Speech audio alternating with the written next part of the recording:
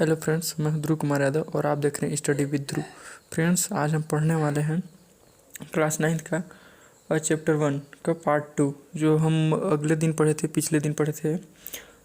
सजीव में जिसको व्हिटकर ने 5 जगत में बांटा था, ठीक ना, 5 जगत वर्गीकरण किया था, जिसको हम लोग नीचे देख सकते हैं, है ना। नीचे आप लोग देख रहे होंगे। आज हम देखने वाले हैं इसका दूसरा पार्ट, ठीक ना। तो आइए देखते हैं इसका जगत मनोरा। पहला जो पार्ट था जगत मनोरा, इसके क्या लक्षण होते हैं और इसके बारे में हम क्या जानते हैं, आज हम देखेंगे। तो पहला देखते हैं जगत मोनेरा, है ना। ये जगत मोनेरा को देखने वाले हैं आज हम। तो देखते हैं, ये एक कोशिकीय है ना। ये एक कोशिकीय होते हैं, मतलब अपने जीवन की सारी क्रियाएं जो होती हैं एक ही कोशिका पे पूर्ण करती है। झिल्ली रहित केंद्रक, अर्थात इनके केंद्रक प्रोकैरियोटिक टाइप की होती है, ठीक है। प्रोकैरियोटिक टाइप की होती है। प्रोकैरियोटिक केंद्रक किसे कहते हैं? मान लीजिए कोई केंद्रक होता है, कोई केंद्रक है, उसमें जो केंद्रक झिल्ली या फिर जो डीएनए वगैरह होते हैं वो बिखरे पड़े रहते हैं, उसके चारों ओर कोई केंद्रक झिल्ली नहीं होती है ना। फिर क्या होता है, ये स्वपोषी या विषमपोषी होते हैं। ये स्वपोषी भी होते हैं और विषमपोषी प्रकार के भी होते हैं। कोशिका झिल्ली के चारों कोशिका भित्ति जो होती है, कोशिका भित्ति, वो कोशिका भित्ति पौधे की जो कोशिका भित्ति होती है उससे भिन्न प्रकार की होती है, ठीक ना। मतलब इनकी कोशिका झिल्ली के चारों ओर जो कोशिका भित्ति होती है वो पौधों में जो कोशिका भित्ति होती है उससे कुछ भिन्न प्रकार की होती है। अगला बोलता है सेल वाल पेप्टिडोग्लाइकेन, ठीक ना। इसका जो सेल वाल या कोशिका भित्ति होती है पेप्टिडोग्लाइकेन का बना होता है, ठीक ना। पेप्टिडोग्लाइकेन का बना होता है और उसमें ज़्यादातर पौधों में वो सेल्यूलोज या काइटन की बनी होती है ना। फिर देखते हैं हम लोग, डू यू नो, क्या आप जानते हैं, क्या आप जानते हैं कि 1 ग्राम उपजाऊ मिट्टी में, 1 ग्राम उपजाऊ मिट्टी में लगभग 1 अरब, ठीक ना, 1 ग्राम उपजाऊ मिट्टी में लगभग 1 अरब तथा 1 मिलीमीटर ताज़े दूध में लगभग 30 अरब जीवाणु पाए जाते हैं। दोस्तों, 1 ग्राम उपजाऊ मिट्टी में 1 अरब तथा 1 मिलीमीटर ताज़े दूध में 30 अरब जीवाणु पाए जाते हैं। जैसे कि एक जीवाणु देख लेते हैं हम, एस्चेरिचिया कोलाई का एक डायग्राम है, ये वाइब्रियो कोलेरा का है ना। आगे देखते हैं जगत प्रोटिस्टा जगत को देखते हैं। ये क्या होता है? ये यूनिसेल्यूलर, मतलब ये भी एक कोशिकीय है। झिल्ली सहित केंद्रक, मतलब ये यूकैरियोटिक प्रकार का होता है।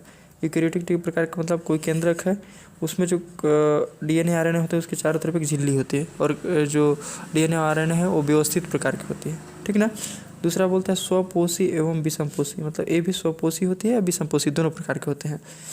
जीवन की सभी क्रिया एक ही कोशिका से पूर्ण करती हैं। ये जो है जीवन की सभी कोशिकाएं एक ही कोशिका से पूर्ण करती है, जैसे कि अमीबा, एंट अमीबा, हिस्टोलिका, यूग्लिना, ठीक ना। ये देखिए अमीबा को यहाँ हम देख सकते हैं, ये एंट अमीबा हिस्टोलिका है ना। आगे देखते हैं, अब है आगे जगत फंजाई जगत, जिसको कवक जगत भी बोलते हैं, ठीक ना। अधिकांश कवक जो होते हैं, अधिकांश फंजाई, वो तंतुमय होते हैं, ठीक ना, धागे के समान होते हैं। वह ये तंतुओं का जाल बनाते हैं। ये तंतु के समान होते हैं और ये तंतु आपस में जो उलझ कर एक जाल के समान जो संरचना बनाते हैं उसे हम बोलते हैं माइसीलियम कहते हैं। इस जगत के जीव एक कोशिकीय होते हैं, बहुकोशिकीय होते हैं, यूकैरियोटिक एवं विषमपोषी होते हैं। मतलब एक कोशिकीय भी होते हैं, बहुकोशिकीय भी होते हैं और यूकैरियोटिक, मतलब इसके केंद्रक झिल्ली, मतलब इसके केंद्र के डीएनए आरएनए की ओर एक चारों ओर एक झिल्ली पाई जाती है और केंद्रक व्यवस्थित प्रकार का होता है, इसे यूकैरियोटिक कहते हैं। मतलब इसमें यूकैरियोटिक केंद्रक पाया जाता है और विषमपोषी होते हैं, मतलब ये अपने पोषण के लिए दूसरे पर निर्भर करते हैं, इसलिए देखिए गए सड़े गले स्थानों पर ही उगते हैं। इन्हें मृतोपजीवी भी कहा जाता है। इनकी सेल्स में क्लोरोफिल नहीं पाया जाता है। दोस्तों, हम जानते हैं कि क्लोरोफिल हरे पौधों में ज़्यादातर पाया जाता है और ये लगभग सफ़ेद होता है ना। उदाहरण देख लेते हैं तो म्यूकर, ईस्ट को ब्रेड में गूँथ कर भी ब्रेड बनाया जाता है। एगेरिकस, मशरूम जिसको बोलते हैं, राइजोपस, एस्परजिलस, ठीक ना। यहाँ देख सकते हैं जैसे इसका जो ऊपर दिखता है, जिसको हम लोग बोलचाल की भाषा में क्या बोलते हैं, खुखड़ी, है ना। इसका जो अंदर ज़मीन के तह पे एक इनका धागे के समान जार पाया जाता है। अब जहाँ से खुखड़ी उठाते हैं या जो कवक को उठाते हैं वापस नीचे से थोड़ा सा ज़मीन को हटा के देखिएगा तो नीचे जाल के समान संरचना, धागे के समान दिखाते हैं। यही उलझ कर एक जाल नुमा संरचना बनाते हैं, जिसे हम लोग माइसीलियम कहते हैं। ये राइजोपस का एक आर्क डायग्राम है। यहाँ नोट में कुछ ध्यान देने वाली बातें हैं कि कुछ कवक हानिकारक होते हैं तथा कुछ कवक लाभदायक भी होते हैं। बरसात के दिनों में या नमी के दिनों में आप लोग देखे होंगे जो जूते होते हैं, अचार होते हैं, उनमें जाली का युक्त संरचना बन जाती है। और ये क्या होते हैं, कवक ही होते हैं। ये जाली का संरचना बनती है, ये कवक के कारण ही बनती है। डू यू नो, क्या आप जानते हैं लाइकेन एक ऐसा कवक है, मतलब कवक भी कह सकते हैं, शैवाल भी कह सकते हैं। इसमें कवक और शैवाल दोनों साथ साथ रहते हैं, सहजीविता से रहते हैं। मतलब जिसमें दो जीव आपस में साथ साथ रहते हैं, दोनों में मतलब किसी को नुकसान नहीं होता है, उसे हम लोग सहजीविता कहते हैं। ठीक ना, सहजीविता कहते हैं। इसमें कवक और शैवाल दोनों साथ साथ रहते हैं, दोनों घनिष्ठता से जुड़े होते हैं और एक ही प्रतीत होते हैं। इसमें दोनों जुड़े होते हैं। कवक जल एवं खनिज लवणों का अवशोषण करके शैवाल को देता है, शैवाल प्रकाश संश्लेषण की सहायता से भोज्य पदार्थों का निर्माण करता है, इससे कवक भी भोज्य प्राप्त कर लेता है।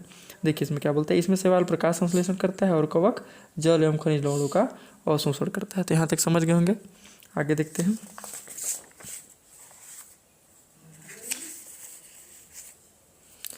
आगे बोलता है जगत प्लांटी। ठीक ना, प्लांट जगत का है।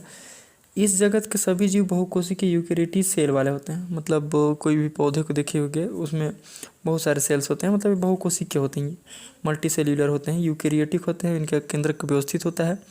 अधिकांश पौधे के सेल्स हरित लवक पाया जाता है। अधिकांश मतलब जो पौधे होते हैं उनके सेल्स में हरित लवक क्लोरोफिल पाया जाता है, क्योंकि जानते हैं कि पौधे स्वपोषी होते हैं। स्वपोषी होते हैं मतलब उसमें प्रकाश संश्लेषण होता होगा, और प्रकाश संश्लेषण होता होगा मतलब उसमें प्रकाश को ग्राही करने वाले अंग होंगे, और प्रकाश के ग्राही अंग कौन से हैं, हरित लवक हैं। और हरित लवक कहाँ पाए जाते हैं, तो क्लोरोप्लास्ट में। क्लोरोप्लास्ट कहाँ पाए जाते हैं, तो पौधों के पत्तियों में या उनके कोशिकाओं में। ठीक ना, ये प्रकाश संश्लेषण करते हैं इसलिए स्वपोषी कहलाते हैं। इसकी कोशिका भित्ति किसकी बनी होती है, सेल्यूलोज की बनी होती है। उदाहरण स्पाइरोगैरा जो शैवाल है, एक फ्यूनेरिया, फर्न, खजूर इत्यादि। ठीक ना, इसमें से नोट कीजिएगा, कुछ विटकर ने शैवाल को प्लांट किंगडम में रखा, किंतु अन्य पौधों की तरह इसमें जड़ तथा तना नहीं होते हैं। ध्यान दिए होंगे जो हम लोग विकसित पौधा देखते हैं उसमें जड़, तना, पत्ती, फल, फूल अलग अलग होते हैं, लेकिन जो ये शैवाल था इसके जड़, तना और पत्ती अलग अलग नहीं थे। और जो फ्यूनोरिया जो मांस का तिरता था, इसका शरीर मुख्य रूप से पत्तियों तथा जड़ जैसी संरचना में थी, जिसको हम लोग राइजोपोड्स कहते थे। ठीक ना, इसके द्वारा खनिज लवणों का अवशोषण किया जाता था। ठीक ना, और इस संपूर्ण संरचना को ब्रायोफाइटा के अंतर्गत रखा जाता है। मतलब फ्यूनेरिया को ब्रायोफाइटा के अंतर्गत रखा जाता है। ये नम और छायादार भूमि में अधिकतर पाए जाते हैं, जैसे रिक्सिया, मॉर्केंसिया। ठीक ना, मैं कभी इसका मतलब मॉर्केंसिया को ओरिजिनली कभी दिखा दूंगा, उसका अलग से एक वीडियो बना दूंगा, है ना।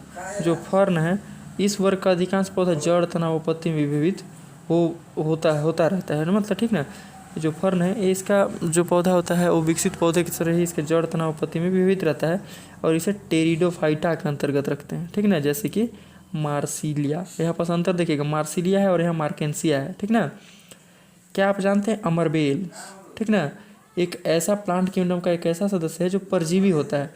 आप देखोगे एक पीला पीला सा एक लता होती है जो दूसरे पौधे पर चिपका रहता है। ठीक ना, जो दूसरे पौधे पर लिपटा रहता है, और इसमें पर्णहरिम नहीं पाया जाता। पर्णहरिम मतलब क्लोरोफिल ही, पर्णहरिम नहीं पाया जाता है, और ये दूसरे पौधे से मतलब चिपका रहता है। इसमें कुछ इस प्रकार की विशेष जड़ें पाई जाती है जो दूसरे पौधे से भोज्य पदार्थों को चूसती है। ठीक ना,